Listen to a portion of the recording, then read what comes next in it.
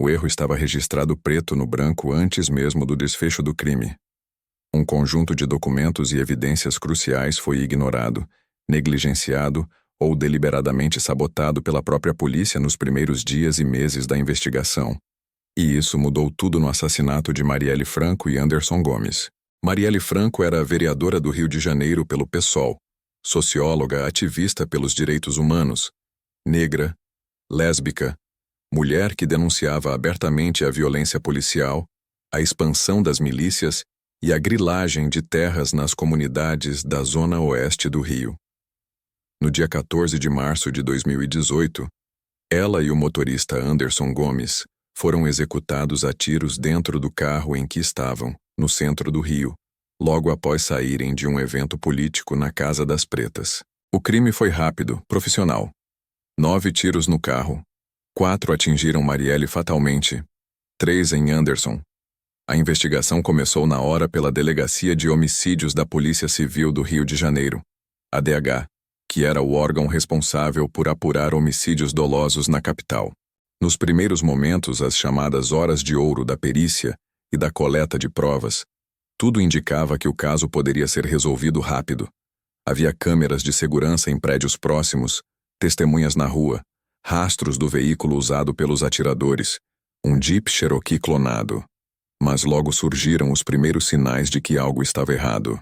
O documento central, ou melhor, o conjunto de evidências documentadas que foram ignoradas, era formado por relatórios de inteligência iniciais da própria Polícia Civil e cruzamentos posteriores da Polícia Federal. Mas o mais gritante foi o que os relatórios da PF de 2024 chamam de negligência proposital nas imagens de câmeras de segurança. Não era um único papel esquecido em uma gaveta. Eram alertas concretos sobre a necessidade urgente de recolher e analisar imagens de circuitos internos de TV, de imóveis adjacentes ao local do crime. Essas imagens existiam, mostravam o veículo dos assassinos circulando, podiam identificar a rota, o modelo exato, até traços dos ocupantes. Quem teve acesso? A Delegacia de Homicídios, comandada inicialmente por delegados nomeados pelo então chefe da Polícia Civil, Rivaldo Barbosa, que assumiu o cargo exatamente um dia antes do assassinato, em 13 de março de 2018. O relatório da PF aponta que Rivaldo nomeou Giniton Lages como titular da DH na manhã seguinte ao crime, alguém de extrema confiança dele, e que a sabotagem começou ali, nas horas mais sensíveis. Esses relatórios de inteligência e as requisições para imagens foram desconsiderados. As câmeras não foram recolhidas a tempo, ou foram recolhidas, mas não analisadas corretamente, ou simplesmente sumiram do fluxo da investigação. Além disso, cruzamentos iniciais apontavam para conexões com milícias da Zona Oeste, nomes ligados a grupos políticos influentes, motivação clara pela atuação de Marielle contra a expansão territorial desses grupos, incluindo embates com figuras como os irmãos Domingos e Chiquinho Brazão, que controlavam áreas de grilagem e interesses em comunidades. Esses alertas vinham de fontes internas de inteligência, depoimentos iniciais e análises de campo que indicavam que o crime não era passional, nem briga de trânsito, mas uma execução encomendada para silenciar uma voz política incômoda. Por que era relevante? Porque esses documentos e evidências materiais, se seguidos imediatamente, poderiam ter acelerado a identificação dos executores, Rony Lessa e Elcio Queiroz. E, mais importante, levado direto aos mandantes nos primeiros meses. Em vez disso, a investigação foi desviada para linhas movediças, crime passional, vingança pessoal ou até tentativas de incriminar inocentes, como a criação de uma testemunha falsa plantada por policiais e advogados ligados a milícias, o Ferreirinha, que tentou jogar a culpa em Orlando Curicica e Marcelo Siciliano. A PF chamou isso de cortina de fumaça, para proteger os verdadeiros responsáveis. Ignorar as imagens e os relatórios de inteligência significou perder a janela de oportunidade. Provas se degradaram, testemunhas foram intimidadas, rastros sumiram, e o caso virou um símbolo de lentidão e suspeita de acobertamento. Quem ignorou tudo isso? A cúpula da Delegacia de Homicídios, sob orientação ou conivência do chefe da Polícia Civil à época, Rivaldo Barbosa. Os relatórios da PF de março e agosto de 2024 são claros. Houve obstrução criminal intencional.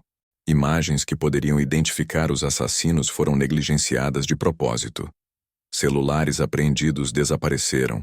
Buscas e apreensões em empresas ligadas aos suspeitos foram mal documentadas ou incompletas. Operações como a Nevoeiro foram sabotadas para proteger contraventores. Como foi ignorado? Priorizando linhas falsas, trocando delegados constantemente para diluir responsabilidades, negligenciando colheitas de provas objetivas nas horas de ouro e criando narrativas alternativas que desviavam o foco dos mandantes políticos e milicianos.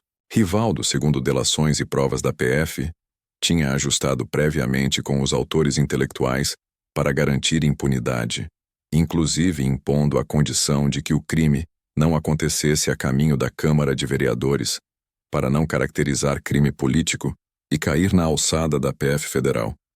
Perdendo o controle da apuração, o impacto direto foi devastador.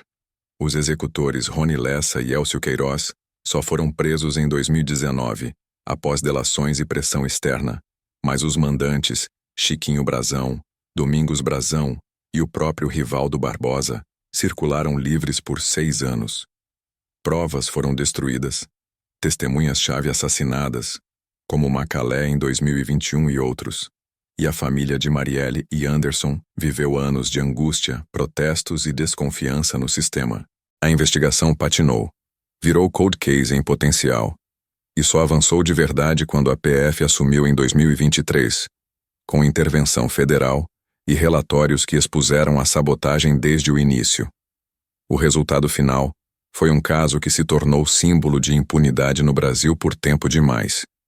6 anos de atraso proposital, anos em que os mandantes continuaram exercendo poder. Um deputado federal, um conselheiro do TCE, um ex-chefe de polícia. Só em março de 2024, após o relatório final da PF e decisão do STF, vieram as prisões preventivas. Justiça tardia, parcial. Marielle e Anderson nunca voltam. A família carrega o luto agravado pela demora, e a sociedade viu como o descaso oficial, o acobertamento dentro das instituições, pode proteger assassinos poderosos. Um conjunto de documentos e evidências ignorados de propósito custou anos de verdade e mudou o destino desse crime para sempre, mostrando que no Brasil, às vezes a maior barreira à justiça não é a falta de provas, mas quem decide ignorá-las. Se você chegou até aqui e quer mais análises profundas de casos que revelam como o sistema pode falhar ou ser sabotado, se inscreva no canal, ative o sininho e deixe nos comentários. Qual caso brasileiro você acha que também foi marcado por um documento ou evidência ignorada que prolongou a impunidade? Compartilhe sua opinião. Até o próximo vídeo.